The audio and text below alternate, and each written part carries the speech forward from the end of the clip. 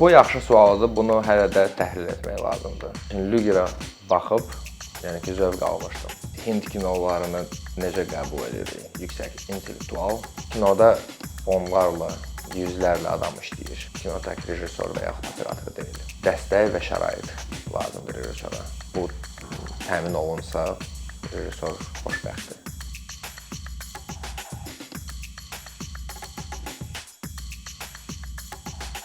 Rüfət, xoş gördük. Mən anlayıram ki, sizin özünüzün işiniz var və o işdən irəli gələn məsuliyyət var. Ona görə o işi qoyaq qırağa. Siz necə istəyərdiniz ki, bizim auditoriya sizi tanısın? Yəni qısa bir təqdimat verə bilərsiniz özünüz haqqında. Rüfət Həsənov, rejissor. Hal-hazırda Mədəniyyət Nazirliyində kinematografiya şöbəsində müdir vəzifəsində çalışıram. Siz rejissor olaraq adətən kameraların arxasında siz olursunuz. Bir rejissora kameranın önündə olub, stolda oturub müsahibə vermək, ya da bu həqiqətən fərqli təcrübədir. Bunu biraz təsvir edə bilərsiniz, zəhmət olmasa. İlk dəfə deyil, amma mən daha xoşlayıram kameranın o tərəfində olmaq. Nəyə görə? Çünki rejissorun mənə elə gəlir ki, işi nə isə audio-vizual tərəfdən, yəni ki, hekayəni danışmaqdır. Yaxşı danışa və yaxud yaza bilsəydim, orator və yaxud yazar olardım. Biz bu müsahibədən qabaq aramızda biraz müzakirə olmuşdu Facebook'dakı nə haqqda danışaq. Onda razılaşdıq ki, film industriyası haqqında danışacağıq ümumiyyətlə Azərbaycanda. Mən belə başa düşürəm ki, film industriyasının keyfiyyətinə təsir edən bir çox amillər var. Bu amillər arasında mənə ən çox maraqlı gələn insanların ümumiyyətlə cəmiyyətin sosial vərdişləri, dünya görüşü, intellektuallıq dərəcəsi, savadlılıq dərəcəsi. Yəni bu tip amillər təsir eləyə bilər. Birincisi, mənlə razılaşırsınızmı bu təsbitimlə? İkincisi də ki, əgər razılaşırsınızsa, bunun ümumi təsirin nədən ibarətdir? Necə özünü ifadə edir bu təsir? Hindistanda kino sənayesi var, düzdür. Yəni ki, dünyanın aparıcı sənayələrindən biridir, yəni ki, kino sənayələrindən biridir. Biz Hind kinolarını necə qəbul edirik? Yüksək intellektual və yaxud belə də entertainment cəhətdən hansısa, yəni ki, müqayisə olunmaz yəqin bizim üçün Hollywoodla və yaxud Avropa belə art house sineması ilə. Amma bu bir faktdır ki, o sənayedir və sənaye mövcuddur və inkişaf edir. Bilmirəm nə qədər mən məhz o baxışla, yəni ki, sizin baxışınızla razıyam. Amma təbii ki, cəmiyyətdə həm yəni ki, bir çox amil var. Sosial, iqtisadi, mədəni amillər var.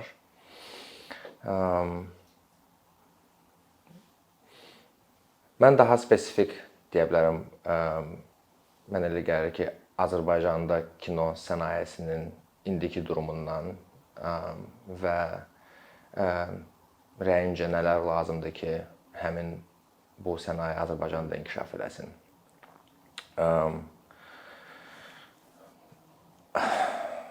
1898-ci il sayılır Azərbaycanda, yəni 2 avqust 1898-ci il. Aleksandr Mişon adlı bir fotoqraf Azərbaycanda, Bakıda ilk dəfə bir sıra deməli xronikal videoları, video deyəndə ki, plonkada nümayiş olunan deməli çarxları nümayiş elədi və onların arasında hətta bir bədii komediya janrında, səhv eləmirəmsə, 1 dəqiqəlik bir süjet də var idi. Və 2 avqust məhz ona görə Azərbaycanda yəni ki, Milli Kino Günü sayılır. 1898-ci il 19-cu əsrdir. Yəni ki, biz artıq deyə bilərik ki, 3 əsr ərzində Azərbaycanda kinematoqraf mövcuddur. 20-ci illər bəllidir. 20-ci əsr daha doğrusu bəllidir. Bizim məsəl üçün çoxları bunu bilmir, amma səhv eləmirəmsə 1951-ci ildə Sovet Azərbaycanı adlı film Cannes Film Festivalında mükafata layiq oldu. Sənədli film idi, qısa metrajlı sənədli film. Deməli, pambıqçılar haqda Bəsti Bağırova, həmin bu küçədə biz səhv eləmirəmsə indi yerləşirik. İstintaq filmi, yəni ki, SSR ali mükafatını aldı, Госпремия SSR. Və bir sıra ciddi nailiyyətlər var idi 20-ci əsrdə və Azərbaycan kinosu belə deyim də öz deməzdim ki, məsəl üçün hətta gürcü kinematoqrafa kimi bir brend yaranmışdı, amma yəni ki, ciddi kinematoqrafçılar, rejissorlar, operatorlar, kino məktəbi var idi.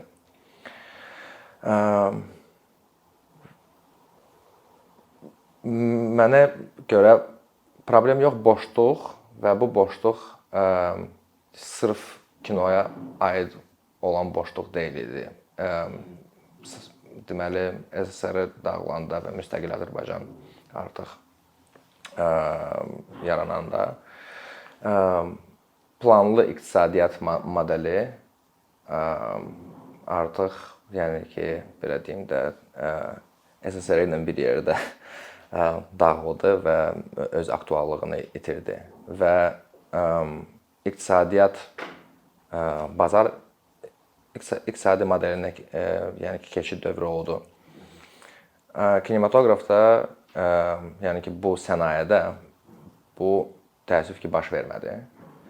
Cəhdlər var idi. Məsəl üçün 90-cı illərdə çox maraqlı bir dövr var idi. Hardasa 98-ci, 99-cu ilə kimi deməli Azərbaycanlı rejissorlar, Azərbaycan filmləri aparıcı beynəlxalq film festivallarında yəni ki, layiqincə təmsil olunurdu. Məsəl üçün, Yavər Zayevin Sarı Gəlin filmi Karlovo Vary film festivalında mükafata layiq oldu. Rotterdam festivalında iştirak elədi. Vaqif Mustafayevin Hər şey yaxşı ola doğru filmi Oberhausen'da 4 mükafat aldı. Hüseyn Mehdiyevin Özgə vaxt filmi. Daha sonra Madriddə səhv eləmirəmsə deməli festivalda iştirak elədi və yəni ki, Ayaz Salayevin Yarasa filmi Berlin festivalının proqramlarından birində iştirak elədi. Yəni ki, müəyyən bir indi belə bir müasir anlayış söz var, hype. Yəni ki, müəyyən hype var idi Azərbaycan kinosunda 90-cı illərdə. Və bu filmlərin əksəriyyəti özəl istehsalçı, yəni ki, studiyaların məhsulu idi. Yəni ki, bu filmlərin sponsoru dövlət deyildi. Bəzilərinin dövlət idi. Məsəl üçün, Yarasa filmi dəqiq özəl, yəni ki, istehsalçı studiyanın məhsulu idi. Səhv eləmirəmsə, bəlkə də Sarı Gəlin idi, mən yalan demək istəmirəm, amma mən dəqiq bilirəm ki, bu Hər şey yaşlığa doğru həmçinin. Və əslində potensial var idi ki, özəl sektor daha fəal, daha aktiv iştirak etsin bu prosesdə. 2000-ci illərdə bu proses təəssüf ki, yəni ki, yönəldi biraz başqa istiqamətə. Yəni orada nə dəyişdi? 90-cı illərin sonundan 2000-ci ilin əvvəllərində nə dəyişdi ki, bu başqa istiqamətə yönəldi? Bu yaxşı sualdır. Bunu hələ də təhlil etmək lazımdır. Yəni ki, ola bilsin ki, məhz bu sənayedə bu qeyri-müəyyənlik, ola bilsin ki, kinoteatrların azalması, bəlkə yəni bunu oturub ciddi təhlil etmək lazımdır. Çünki bunun səbəblərini araşdırıb, amma yenə də mənə elə gəlir ki, bu artıq keçmişdir və indi daha vacib mənə elə gəlir ki, gələcəyi və bugünü düşünməkdir, nəinki oturub keçmişi təhlil etmək. Yəni hansı səbəblərdən, hansı amillərdən belə bir proses baş verir? Yəni belə bir amil ola bilər ki, bu 90-cı illərdə bu hissin indi haqqında danışdığınız uğurlar, bu daha çox fərdi entuziazm üzərində qurulmuş uğurlar idi. İnstitusional deyildi. İnstitusional deyildi və buna görə də bu qırılma oldu. Bəli, bu ola bilər və həm də ki, mənə elə gəlir ki, məktəb, yəni ki, və təhsil buna da bağlı ola bilər. Çünki kinoda onlarla, yüzlərlə adam işləyir. Kino tək rejissor və yaxud operator deyil. Yəni ki, bunun adi rejissor assistenti, xlapuşka öz işini yaxşı bilmirsə, proses ləngiyir. Yəni industriya deyəndə həm də o nəzərdə tutulur da ora. 100%. İlk növbədə industriya insan kapitalı deməkdir. Və biz ümid edirəm ki, insan kapitalından hələ də danışacağıq bu vaxt ərzində.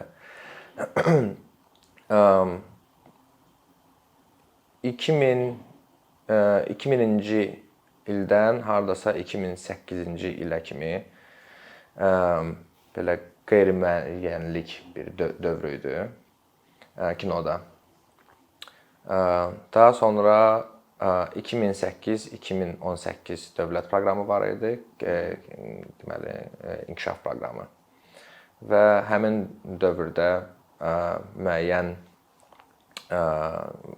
vacib addımlar atılmışdı. Dövlət Film Fondunun binası və deməli maddi texniki bazası, yəni ki, bu 1898-ci ildən bəri bütün Azərbaycan filmləri hardasa yerləşməli idi və Dövlət Film Fondu həmin o funksiyanı yerinə yetirir. Nizami kinoteatrı yenidən, yəni ki, bərpa olunmuşdu.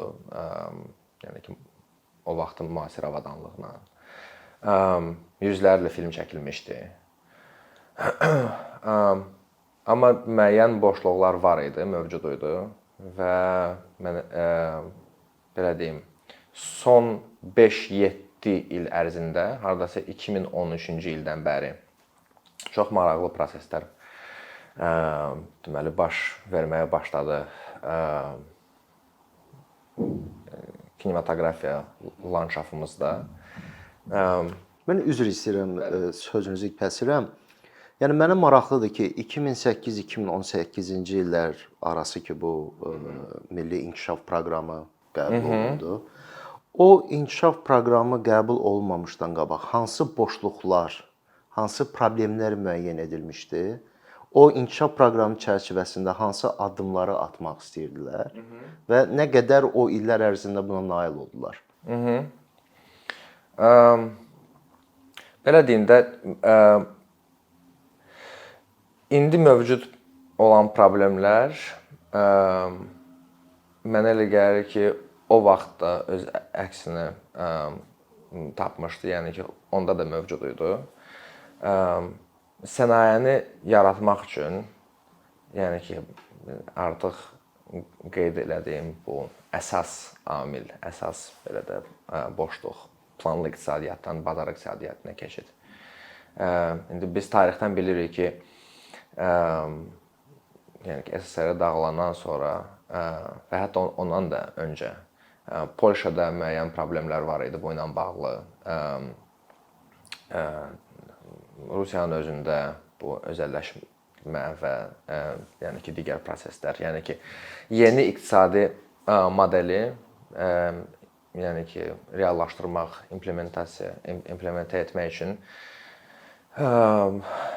müəyyən şərait lazım idi. Və mənə elə gəlir ki, hal-hazırda biz təxminən eyni problemlərlə üzləşirik kino sahəsində. Bu belə deyim, vacib institusional addımlardır. Qanunvericilik. Hal-hazırda Azərbaycanda mövcud olan kinematografiya haqqında qanun 1998-ci ilin qanunudur. Yəni ki, artıq belə deyim də 23 il keçib və bu qanun artıq arxaikdir və onu yeniləməyə ehtiyac duyulur. Normativ aktlar, məsələn, rejissorların və müəllif qrupunun tutaq ki, qonorarları hələ də köhnə manatla olar yəni hesablanır və konvertasiya olunur. Yəni ki, ilk növbədə qanunvericilikdir. Hansı ki, müəyyən maneə törədir sənayenin inkişafı üçün.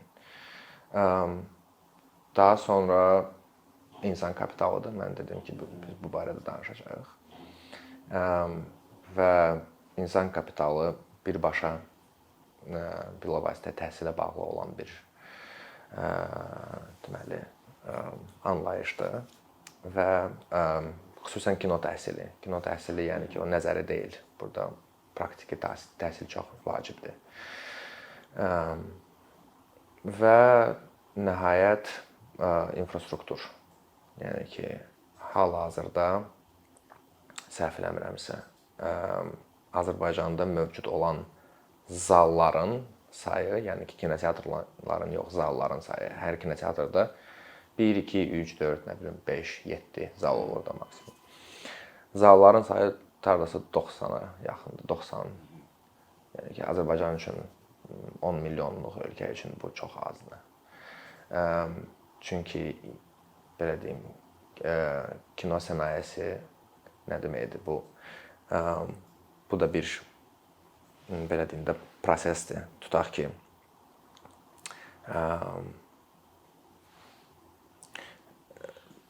5 mərhələyə bölmək olar da kinonu, more or less. Deməli, development, yəni ki, ideyanın inkişafı, pre-production, yəni ki, hazırlıq dövrü, production, istehsal, post-production, montaj, səs, rəng və distribution. Tutaq ki, yəni ki, biz qanunvericiliyi və insan kapitalını, yəni ki, bu boşluqları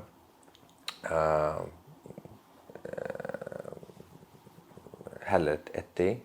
Yaxşı filmlər çəkilir və yəni ki, bunun nəticəsi odur ki, həmin bu məhsulu, bu filmləri yəni ki, auditoriya baxsın və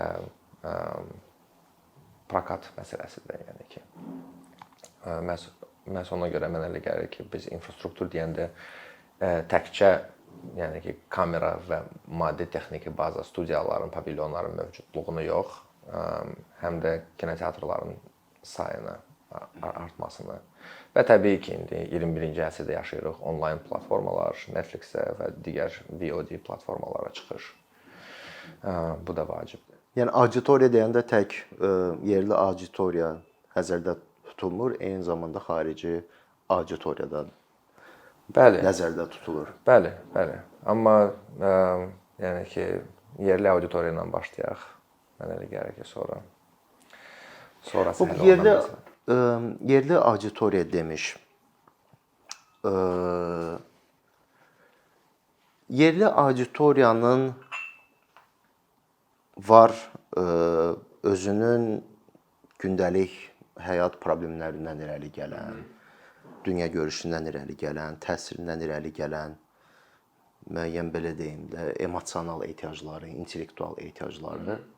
Bir də var rejissorların və film industriyasının real olaraq təklif edə biləcəyi kontent və bu çox fərqli ola bilər. Bunların arasındakı münasibət necədir? Yəni rejissor yerli auditoriyanın ehtiyacını nəzərə alaraq film üzərində işləməlidir, yoxsa ondan müstəqil olaraq hansısa bir kontent üzərində işləməlidir və gözləməlidir ki, auditoriya o filmə baxsın. Nə deyim də,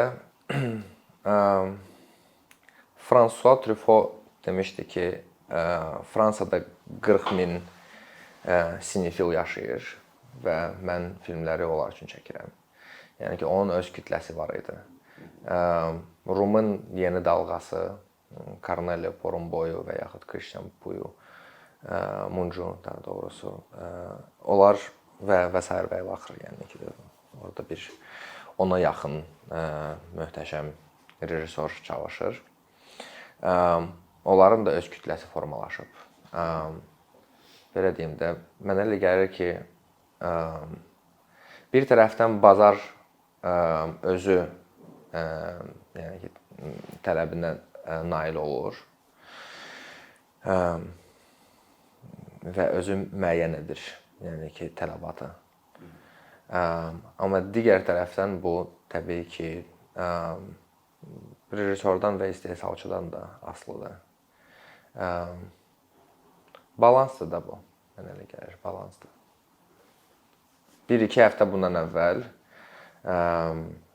deməli, Azərbaycanda tanınmış bloqerlərdən biri Əlixan Rəcəbov Lüger adlı filmi YouTube-a buraxdı. Və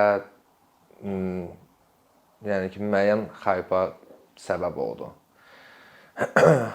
Lüger.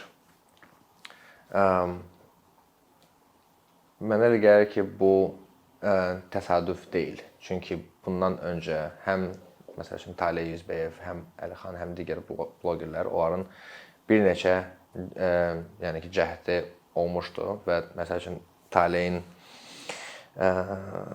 Zəhər Tuluğu və yaxud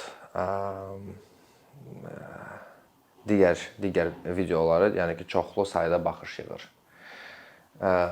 Və bu artıq, yəni ki, belə deyim də, bu da bir evolyusiyadır. Çünki ondan əvvəl populyar olan bloqerlər və videolar, yəni ki, həm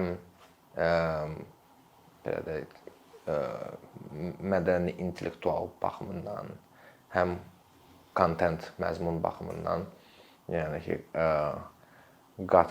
qat-qat aşağı idi. Yəni ki, bu məzmuna, bu kontentə nəinki baxmaq olur. Yəni ki, məsəl üçün Lügerə baxıb mən yəni ki, zövq almışdım. Təbii ki, orada ola bilsin ki, indi müəyyən hansısa boşluqlar və yaxud problem. Amma yəni ki, belə deyim də, pandemiya dövründə belə çox xırda vəsaitlə çəkilmiş bir qısa metrajlı filmdir və aktyor oyunu, operator işi, səs, texniki cəhətdən professional işdir. Onların bu tip təşəbbüslərin dəstəklənməsində həmin o 2008-2018-ci illərdəki inkişaf proqramı olmuşdu.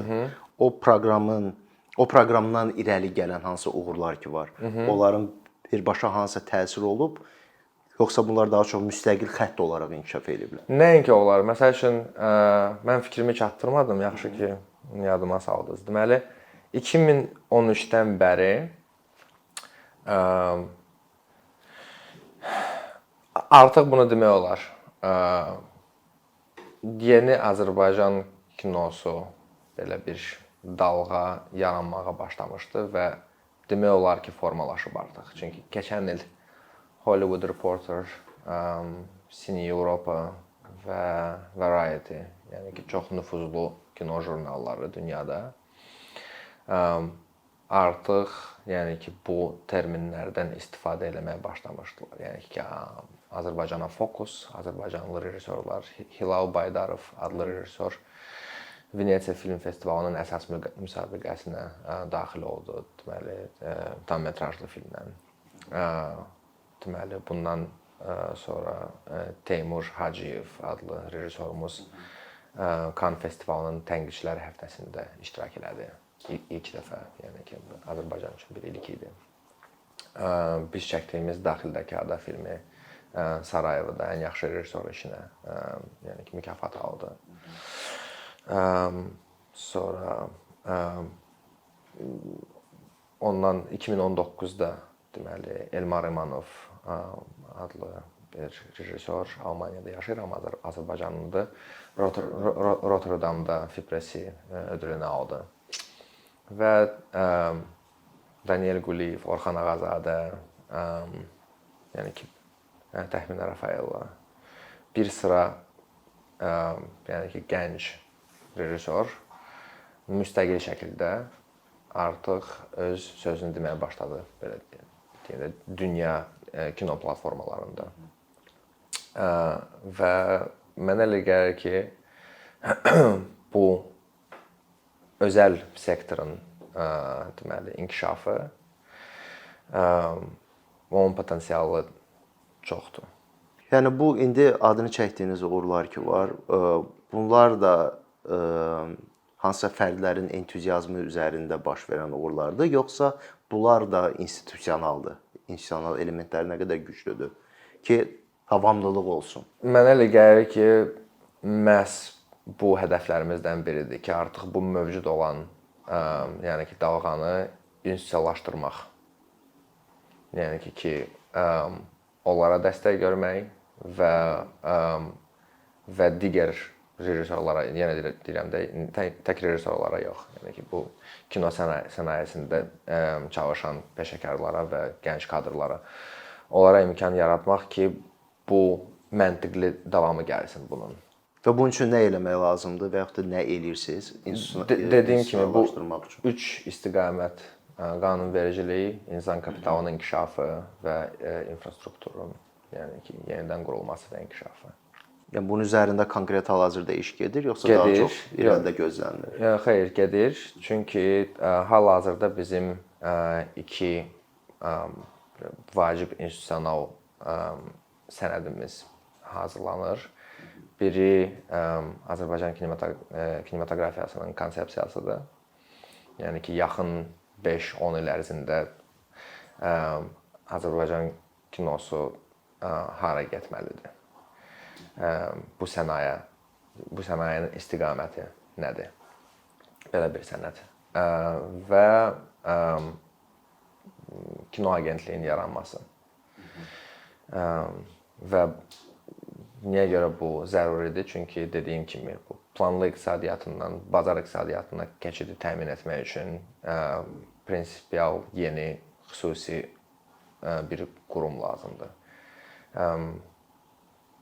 Avropada, yəni ki, demək olar ki, bütün ölkələrində, Gürcüstanda, Qazaxstanda, Özbəkistanda, Rusiyada artıq belə qurum var.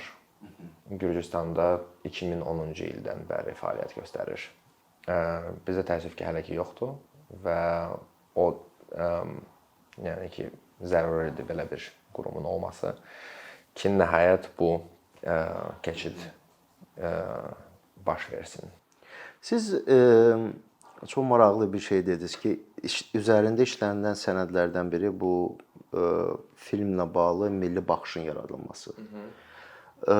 Bunun özü, yəni ki, mərkəzləşdirilmiş bir milli baxışın olması bu sahədə azad təşəbbüslərin boğulmasına səbəb ola bilərmi? Mənə elə gəlir ki, yox. Əgər biz özəl sektorun stimullaşdırmasını istəyiriksə, necə səbəb olar onun boğulmasına? Əsas, yəni ki, yəqin ki, daha çoxunda burada biz açmalıyıq ki, milli baxış deyəndə nə nəzərdə tutulur da? Bu milli baxış deyil, bu konsepsiyadır. Bəli, yəni o konsepsiyanın əsasında duran o müddəalar liberallaşma. Konkret olaraq. Aha. Yəni ki, belə deyim də, hal-hazırda son 10-15 il ərzində dövlət sifarişi ilə və dövlət dəstəyi ilə, əsasən sifarişi ilə çəkilən filmlərin əksəriyyəti dövlət studiyalarında çəkilmişdi. Özəl sektor biraz bu proseslərdən kənardaydı və mənə elə gəlir ki, bu boşluqlardan ən əsas boşluqlardan biridir. Onu mən belə başa düşürəm ki, bu yeni yanaşmanın, bu konsepsiyanın qəbul edilməsi, sonra infrastrukturun tikilməsi bu özəl sektorun irəli qoyduğu uğurların da dayanıqlı olması üçün. Əlbəttə. O infrastrukturun qorunması üçün dayanıqlı olması üçün. Mən demədim ki, özəl sektorun bu, yəni ki, kino sənayesinin dayanıqlılığını və şəffaflığını təmin edir. Rəqabətliyini təmin edir. Belə deyim də, ən bəsit nümunə sizə gətirim. Deməli, Avroimaj adlı bir mühüm bir, nüfuzlu bir fond var. Avropanın ən böyük film fondu.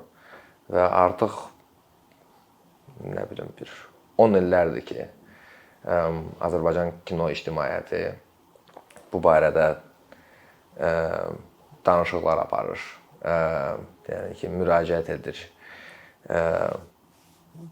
Deyir ki, bəs niyə görə Azərbaycan hələ də Avroimajın üzvü deyil? Gürcüstan üzvdür, Ermənistan üzvdür, Azərbaycan hələ də üzv deyil. Və bunun səbəbi odur ki, Your Images yazılır, Avroimaj. Və bunun səbəbi odur ki, mən bu yaxınlarda Avroimajın prezidenti ilə, Roberto Ollo ilə danışıqlar aparanda ilk sual o idi ki, sizin Milli Kino Mərkəzinizin adı nədir? Və bizdə o yoxdur. Məhz ona görə həmin bu agentliyi, həmin bu qurumu yaratmaq zəruridir, vacibdir. Yəni önəmli meyarlardan biridir. Biridir. Yəni bu cür meyarlar, yəni ki, çoxdur.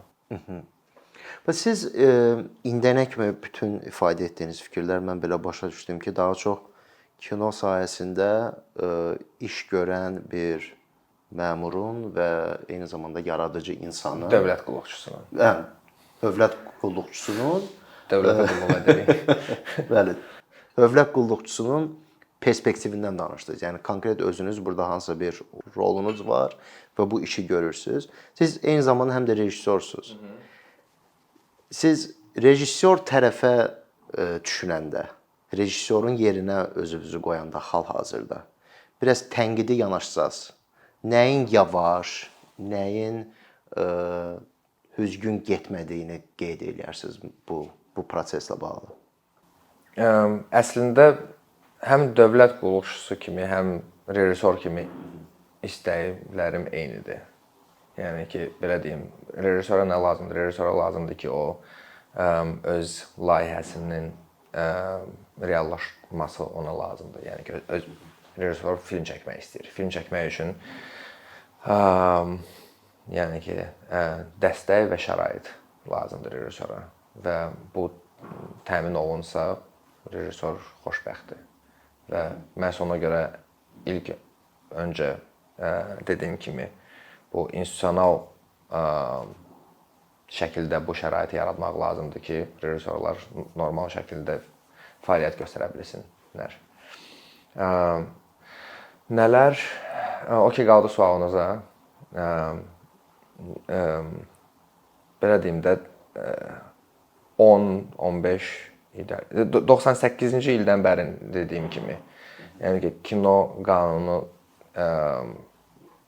bir dəfə də olsun, yəni ki, dəyişməyib.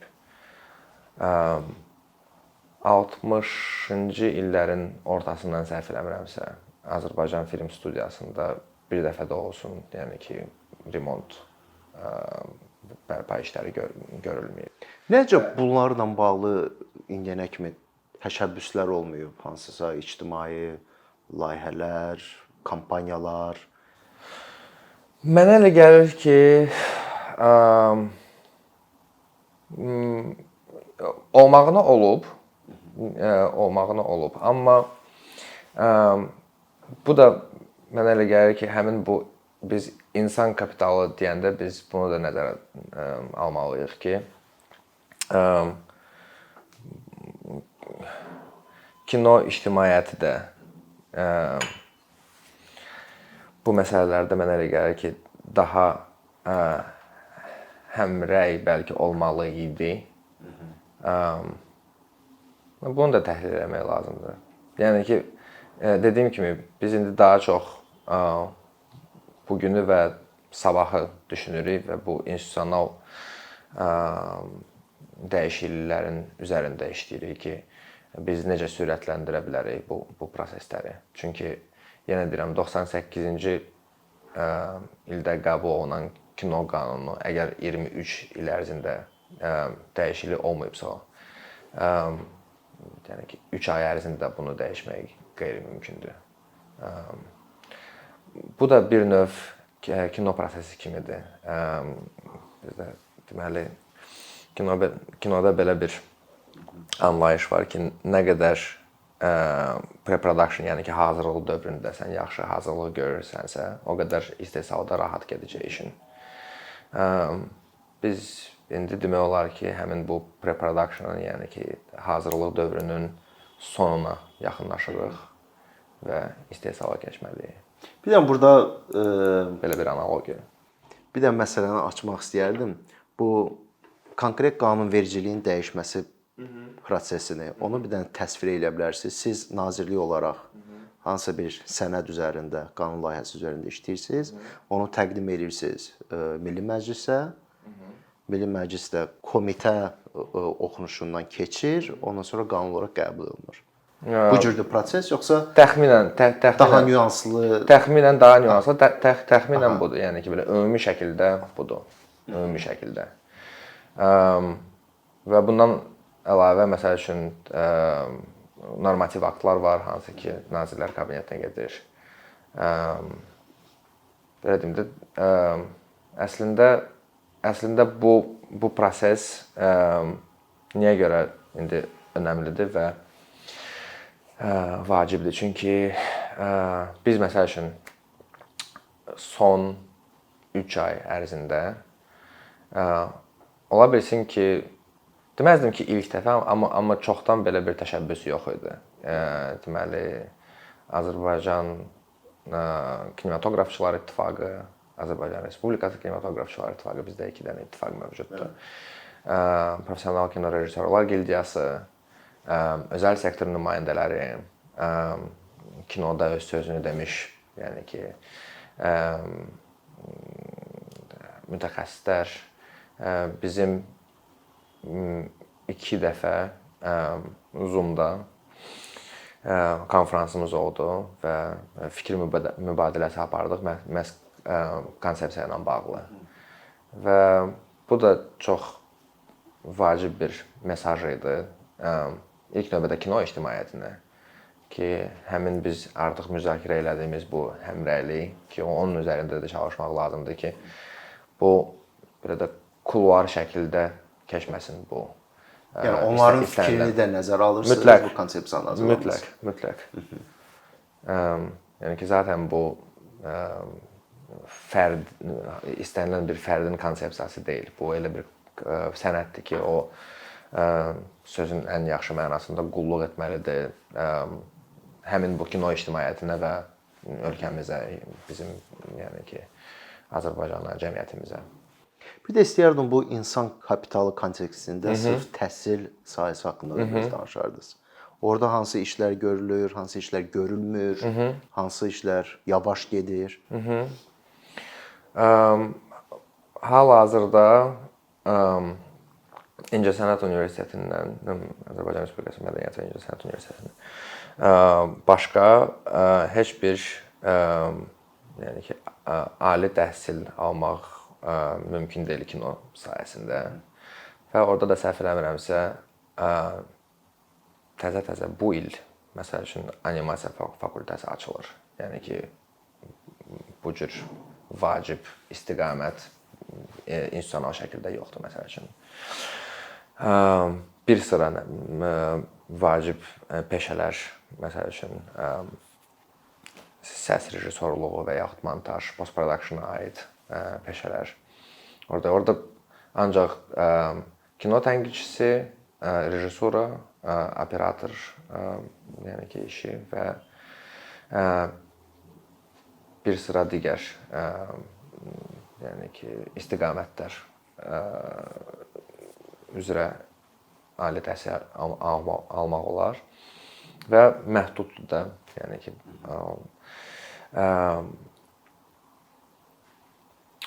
və mənə elə gəlir ki, dediyim kimi, kino elə bir sahədir ki, elə bir sənayedir ki, burada yüzlərlə adam işləyir və böyük ehtiyac var məhz praktiki hansı master klasslarda bəlkə yay məktəblərində, bəlkə qısa müddətli hansı tədris proqramlarında. Keçən il biz debüt studiyasının nəzdində Interact adlı, düzdür, pandemiyaya görə bu onlayn şəkildə keçdi.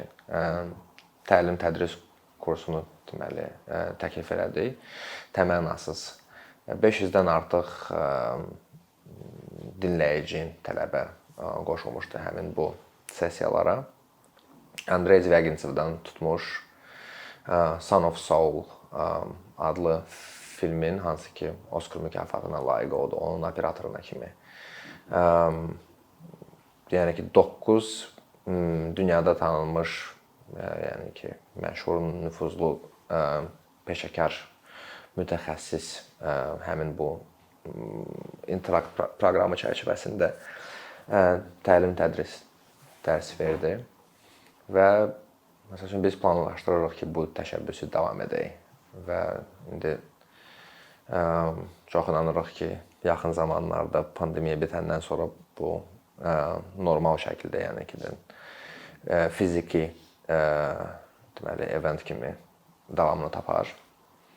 Və ümumiyyətlə bizim belə bir planımız var ki, biz onu planlaşdırırıq ki, yaxın zamanlarda praktiki təlim, tədris keçək və bu insan kapitalı boşluğunu biraz da olsa, yəni ki, biz onun üzərində işləyək.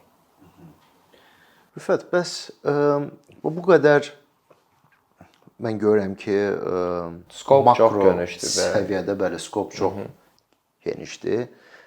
İstər-istəməz adamda belə bir sual yaranır ki, bu işlərin keyfiyyətinin monitorinqin necə aparılacaq, necə ölçüləcək ki, yəni ki, layihənin ortasında, bu işlərin ortasında müəyyən dəyişiklik eləyə bilərsən, müəyyən məsələləri dəyişəsən. Bununla bağlı vəziyyət nə yerdədir? Özünüzün monitorinq və qiymətləndirmə prosesiniz varmı? Sonra ictimaiyyətin özünün bu işləri qiymətləndirməsi və monitorinqi imkanı varmı? Təbii ki, bizim daxili KPI-larımız var. Amma yenə deyirəm, müasir və məntiqli şəkildə bu işləri aparmaq üçün bizə bu yeni qurum lazımdır. Artıq adını da biz fikirləşmişik, ARKA. Çünki həm kinoya aid olan bir termindir, dramaturji ARKA məsəl üçün. Azərbaycan Respublikası Kino Agentliyi. Və bu, mənə elə gəlir ki, bu xüsusiləşmiş qurum imkan verəcək ki, həm bu monitorinq daha yəni ki, məntiqli şəkildə aparılsın. Çünki, belə deyim də, Mədəniyyət Nazirliyinin kinematografiya şöbəsindən bütün kino prosesini, Azərbaycanda baş verən prosesi idarə etmək və monitorinq etmək və biraz çətin bir prosesdir. Məhz belə deyim də, müasir dövrün tələbləri var və dediyim kimi Avropanın əksər ölkələrində, yəni ki, qonşu ölkələrdə artıq belə bir qurum var və fəaliyyət göstərir və onun nəticələri də gözümüzün qabağındadır. Yəni ki, Gürcüstanın kinoya ayrılan büdcəsi məhduddur. Amma son 10 il ərzində Sundance-dən tutmuş, hətta Oscar nominasiyaları var Gürcü kinematografçıların. Orada inkişaf özünü yəni ki, ən müsbət tərəfdən göstərir. Rüfət, son olaraq bir sualım da var, ondan sonra artıq müsahibəni yekunlaşdıra bilərik. Cəmiyyətdə olan azadlıqlarla bu film sahəsi arasında əlaqə necədir? Məsələn, deyək ki, bu son olaraq çox aktiv olaraq müzakirə olunan mövzu var. Qadına qarşı zorakılıq məsələsi. Mən başa düşürəm ki, bu müəyyən mənada rejissorlar üçün mövzu da ola bilər. Amma bu problemin olması özü bir azadlıq mövzusu kimi bu film industriyasının keyfiyyətinə ümumiyyətlə təsir edə bilir bu tip amillər. Mənə elə gəlir ki, incəsənət istənilən ictimai agenda ətrafında fırlanmamalıdır. Təəssüf ki, bu proseslər artıq həm Avropada, həm Amerikada baş verir ki, müəyyən belə konjunktur yanaşma var. Yəni ki, Məsələn, Me Too movement məsəl üçün, Amerikada. Məsəl üçün, yəni ki, müəyyən hansısa istiqamət, konjunktura, agenda mövcuddur və belə deyim də rejissorlar bundan istifadə edib sırf bu yenə də subyektiv mənim rəyimdir, baxışımdır, amma o ətrafda fırlanan mövzulardan istifadə edib film çəkirlər. Yəni ki, belə deyim də Tarkovski Andrey Rublyovu çəkəndə orada heç bir ictimai dediyim kimi, yəni ki, agenda yox idi. Bu sırf incəsənət naminə çəkilən filmdir. Və ona görə məhz bu film insan taleyinə təsir edə bilər. İnsanın ümumiyyətlə baxışını, həyata baxışını dəyişdirə bilər. Bu mənim rəyimcə əsl incəsənətdir. O ki, qaldı ki, burada hansı bir sosial və yaxud siyasi problem var, gəl biz onu qabardaq və istifadə eləyək sırf xayb üçün. Okey, eləmək olar. Amma nə qədər bu belə deyim də səmimi incəsənətdir, mənim şübhəm var.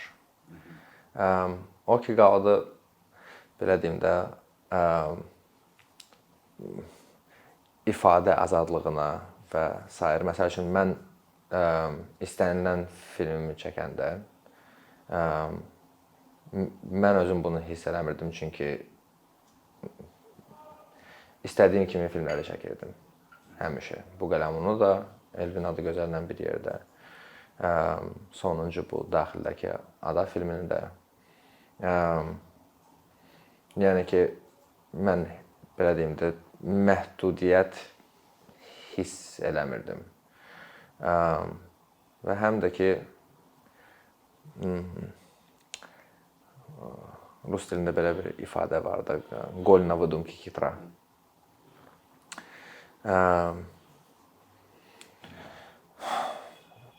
Biz film sənayesinin liberallaşmasından danışanda həmin bu proses həm yəni ki, iqtisadiyyatda baş verir, istənilən sahədə baş verir. Çünki bu da çox orqanik şəkildə baş verir.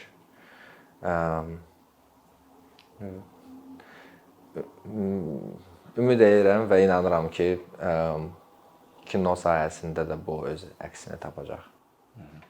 Rüfət, minnətdaram gəldiyiniz üçün. Çox sağ ol. Çox sağ olun. Sağ ol. Əkinçinin yeni videoları haqqında məlumatlı olmaq üçün kanalımıza abunə olmağı və xəbərdarlıq funksiyasını aktivləşdirməyi unutmayın. Bununla bərabər gördüyümüz işlərin davamlı olmasını istəyirsinizsə, bizim patronların sırasına qoşulmağınızı rica edirik. Əkinçinin Patreon icmasının üzvü olaraq siz bizim təşəbbüsə dəstək göstərməklə bərabər hazırladığımız materialları hər kəsdən öncə izləmə imkanı əldə edəcəksiniz. İmkandan istifadə edərək cari patronlarımıza işlərimizi davam etməyə yardım olduqları üçün dərin təşəkkürümüzü bildiririk.